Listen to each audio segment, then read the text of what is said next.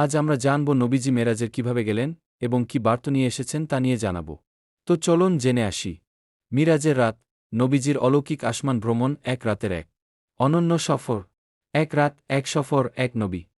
যে সফরে তিনি পৃথিবী থেকে আকাশের সপ্তম স্তরে উঠলেন। এই রাত শুধু তার জন্য নয়, এই রাত ছিল আমাদের জন্য, আমাদের ঈমানের জন্য, আমাদের হৃদয়ের জন্য। এই হচ্ছে লাইলাতুল মিরাজ, এক অলৌকিক ঐশ্বরিক অভিজ্ঞতার রাত। আমুল হুজন এবং আল্লাহর সান্ত্বনা। মিরাজের রাত আসে রাসূল সাল্লাল্লাহু আলাইহি ওয়াসাল্লামের জীবনের সবচেয়ে কঠিন সময়। তার প্রাণপ্রিয় স্ত্রী খাদিজা ও চাচা আবু তালিব, এই দুই সহায়ক মানুষ একই বছরে ইন্তেকাল করেন। তায়েফে অবমাননা ও রক্তাক্ত হওয়ার পর এই সফর ছিল নবীজির জন্য এক স্বর্গীয় উপহার। যখন দুনিয়ার দরজা বন্ধ হয়, তখন আকাশের দরজা খুলে যায়। বোরাক ও বায়তুল মুকাদ্দাস যাত্রা। এক রাতে জিবরাইল আলাইহি ওয়াসাল্লাম নবীজিকে জাগান এবং একটি সাদা জানোয়ারে তুলে দেন, যার নাম বোরাক। মুহূর্তেই পৌঁছান বায়তুল মুকাদ্দাসে, আজকের জেরুজালেম। সেখানে তিনি সকল নবীদের ইমামতি করেন। প্রমাণ হয় তিনি সকল নবীদের নেতা, পবিত্র ও মহিমান্বিত সেই মহান সত্তা, যিনি স্বীয় বান্দাকে এক রাতের মধ্যে মসজিদুল হারাম থেকে মসজিদুল আকসায় নিয়ে গেছেন।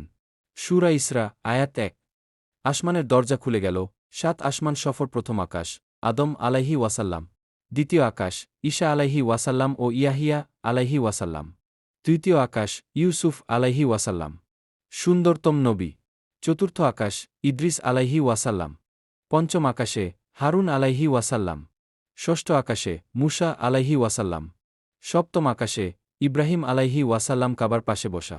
প্রত্যেক নবী তাকে অভ্যর্থনা করেন, বলেন, স্বাগতম হে ভাই, হে শ্রেষ্ঠ নবী।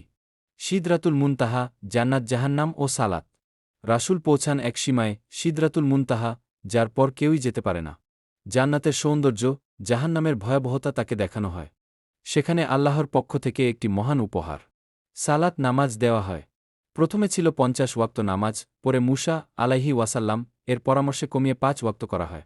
প্রত্যাবর্তন ও আবু বকরের রাদিয়াল্লাহু তায়ালা আনহু ঈমান। এই মহাসফর শেষে তিনি ফিরে আসেন মক্কায় এক রাতেই। কাফিররা অবিশ্বাস করে হাসাহাসি করে। তখন আবু বকর রাদিয়াল্লাহু তায়ালা আনহু বলেন, যদি আমার রাসূল বলেন, তবে আমি অবশ্যই বিশ্বাস করি। তাই তিনি আশ-সিদ্দিক, সত্যবাদী উপাধি লাভ করেন। এই রাত আমাদের শেখায় আল্লাহকে বিশ্বাস, ধৈর্য রাখা এবং সালাতের গুরুত্ব।